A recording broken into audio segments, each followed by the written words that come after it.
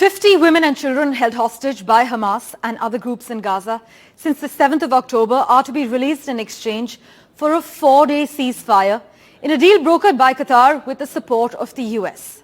And according to Hamas, Israel will actually release 150 Palestinian prisoners, all women and children, from Israeli jails and allow hundreds of aid trucks a day to cross the Rafah border with Egypt, providing humanitarian supplies to Palestinians in Gaza. Israel will also seize air sorties in southern Gaza and restrict them to 6 hours a day in the north, according to the Hamas account of the deal, which also says Israeli forces will not bring military vehicles into Gaza during this ceasefire, nor try to detain anyone. Now, in terms of extension, well, the ceasefire would be extended by a day for every 10 additional hostages released. This is what the Israeli government has said on record.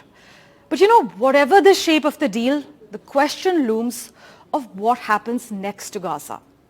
Well, in the short term, more suffering seems clear. The Israeli Prime Minister has pledged to continue military operations in Gaza after this 5-day pause. There also is a ceasefire or pause negotiated on Israel's northern border with Lebanon, where Hezbollah and Israel have been trading strikes. Well, there's no ceasefire announced there yet.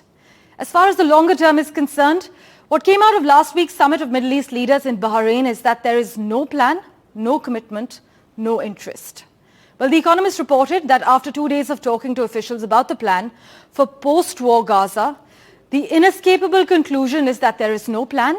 The shattered enclave will need more external help to provide security, reconstruction, as well as basic services, further adding that no one, not Israel, not America, not Arab states or Palestinian leaders wants to take responsibility for it. So some experts argue that this deal itself is neither a resolution to the war nor to the roots of the conflict between Israel and Palestine.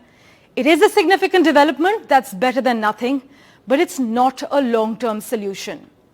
While this truce represents a major breakthrough after 6 weeks of war between Israel and the Hamas, the bigger takeaway is clear. More diplomacy is needed now, and 5 days of pause is not enough.